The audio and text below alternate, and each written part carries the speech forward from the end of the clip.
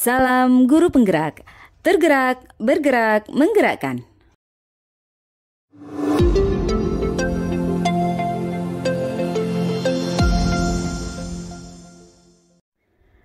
Halo Bapak Ibu guru hebat, perkenalkan saya Nimadi Saryasi SPD MPD, calon guru penggerak angkatan 8 dari SMA Negeri 1 Mengui, Kabupaten Badung, Provinsi Bali. Pada video kali ini, saya akan membawakan tugas 1.2.A.8 Koneksi antar materi modul 1.2. Koneksi antar materi ini menggunakan model refleksi 4P, yaitu peristiwa, perasaan, pembelajaran, dan penerapan ke depan. Setelah saya menjalani pembelajaran dari modul 1.1 hingga modul 1.2 ini, berikut adalah hal yang menjadi pembelajaran bagi saya, yaitu yang pertama, peristiwa. Momen yang paling menantang atau mencerahkan bagi saya dalam proses pembelajaran modul 1.1 hingga modul 1.2 adalah saat saya mengetahui. Pertama, dasar pendidikan adalah menuntun, bukan menuntut. Guru adalah among yang dapat memberikan tuntunan agar anak dapat menemukan kemerdekaannya dalam belajar. 2. Guru menuntun segala kodrat murid, baik kodrat alam maupun kodrat zaman. Tapi guru hanya bisa menuntun lakunya, bukan dasarnya. Seperti yang diibaratkan Ki Hajar Dewantara bahwa ibaratnya seorang petani yang menanam padi tidak akan bisa merubah kodrat tanaman padi. Padi tetaplah padi. Tapi yang bisa dilakukan petani adalah mengoptimalkan lingkungan tempat hidup tanamannya agar tanaman padi tersebut menghasilkan hasil panen melimpah. Di sana saya baru mengetahui tentang adanya istilah kodrat alam dan kodrat zaman. Ketiga, saya mendapatkan pencerahan bahwa murid bukanlah kertas kosong, tetapi murid adalah kertas yang sudah penuh dengan coretan, tetapi dengan tinta yang masih buram atau samar sejak lahir. Tugas pendidik adalah menebalkan dan memperjelas garis-garis tersebut agar semakin jelas. Yang keempat, pendidikan menghamba pada anak. Seorang pendidik hendaknya mendidik dengan tulus ikhlas dan sepenuh hati tanpa mengharapkan imbalan. Sistem pendidikan yang berpihak pada anak ini menekankan pada minat, kebutuhan, dan kemampuan dengan melakukan pendekatan dengan didasari oleh cinta kasih. 5.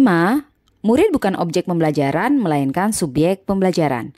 Pendidik hanya sebagai fasilitator yang harus memfasilitasi belajar peserta didik agar mereka dapat menjadi manusia yang seutuhnya. 6. Filosofi Ki Hajar Dewantara tentang asas trikon, yaitu kontinu, konvergen, dan konsentris. Asas trikon dilambangkan sebagai sistem tata surya, di mana murid digambarkan sebagai planet yang mengorbit matahari dalam garisnya masing-masing. Setiap planet berevolusi dengan kecepatan yang berbeda-beda, namun tak pernah berhenti bergerak. Tugas guru adalah bisa menghargai keunikan rotasi dan evolusi setiap muridnya dalam pembelajaran. 7. Kognitif bukan yang terpenting, harus diselaraskan dengan budi pekerti. Budi pekerti adalah rambu atau arahan yang kita berikan kepada anak sehingga ia sadar bahwa kebebasannya dibatasi. Kebebasannya adalah kebebasan yang bertanggung jawab. Budi pekerti membentuk manusia humanis, manusia yang penuh kasih sayang, hati yang bersih, jujur, yang selamat dan bahagia.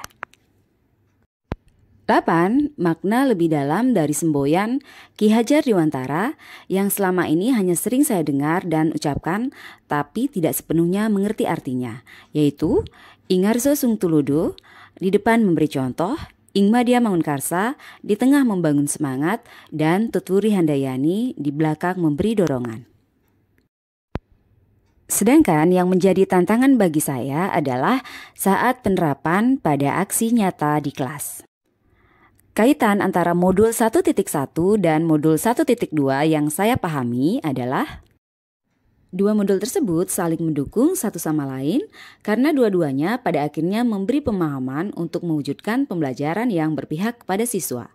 Modul 1.1 memberi pemahaman secara global tentang dasar dan tujuan pendidikan, sedang di modul 1.2 dijelaskan tentang nilai dan peran guru penggerak untuk mewujudkan ekosistem pendidikan yang berpihak kepada siswa. Secara lebih rinci yang saya pahami yaitu pertama, pendidikan yang bersifat menuntun kalau dihubungkan dengan nilai-nilai guru penggerak, hal itu sangat sesuai dengan konsep berpihak pada murid dan peran guru penggerak menjadi pemimpin dalam pembelajaran. Kedua, filosofi Ki Hajar Dewantara tentang menghamba pada anak berkaitan dengan nilai guru penggerak kolaboratif dan peran mendorong kolaborasi. Ketiga, filosofi Ki Hajar Dewantara tentang kodrat alam dan kodrat zaman berkaitan dengan nilai guru penggerak inovatif dan peran guru penggerak menjadi coach bagi guru lain.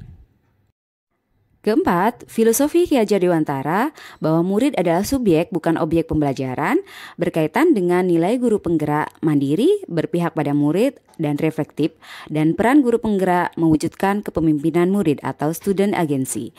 5. Asas Trikon berkaitan dengan nilai mandiri dan berpihak pada murid dan peran guru penggerak mendorong kolaborasi.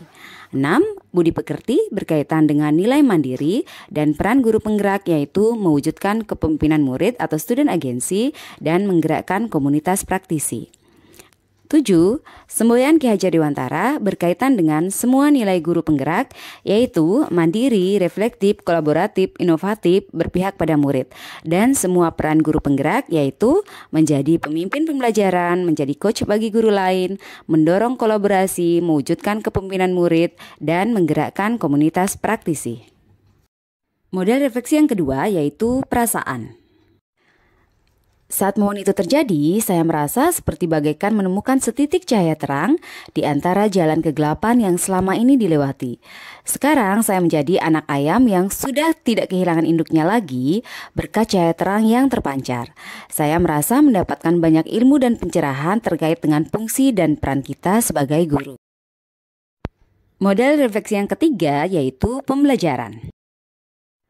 Sebelum momen tersebut terjadi, saya berpikir bahwa murid adalah kertas kosong yang belum memiliki pengetahuan apa-apa dalam dirinya dan siap ditulisi apa saja oleh gurunya. Namun sekarang saya berpikir bahwa anggapan itu tidaklah benar karena sesuai dengan pemikiran Ki Hajar Dewantara bahwa anak lahir sudah membawa kodratnya masing-masing. Mereka seperti kertas yang sudah bergaris tetapi garisnya masih samar-samar sehingga tugas pendidik adalah menebalkannya menjadi lebih jelas. Sebelum momen tersebut terjadi, saya juga berpikir bahwa peran pendidik adalah menyelesaikan materi sesuai dengan target kurikulum dan memfokuskan pada ketercapaian KKM dan mengutamakan aspek kognitif saja. Namun sekarang saya berpikir dalam proses pembelajaran dan penilaian kita tidak boleh hanya menilai pengetahuan saja tapi juga harus menilai sikap dan keterampilan karena ketiga penilaian ini merupakan satu kesatuan yang tidak dapat dipisahkan untuk dapat menentukan keberhasilan murid. Model refleksi yang keempat yaitu penerapan ke depan atau rencana. Rencana pengembangan diri yang akan saya lakukan adalah 1. Melakukan kegiatan pembelajaran menuntun dan berpihak pada murid dengan memperhatikan kodrat alam dan kodrat zaman. Yang kedua, melakukan pembelajaran yang berpusat pada murid atau student center. 3. Menciptakan pembelajaran yang menyenangkan dan inovatif. Dan 4. Melakukan pengembangan diri secara berkelanjutan dan konsisten untuk menerapkan nilai-nilai dan peran sebagai guru. Demikianlah video saya kali ini. Terima kasih atas perhatiannya. Jadilah cahaya yang selalu menerangi, jadilah angin yang selalu memberi kesejukan, dan jadilah sahabat sejati yang selalu hangat di hati. Salam guru penggerak.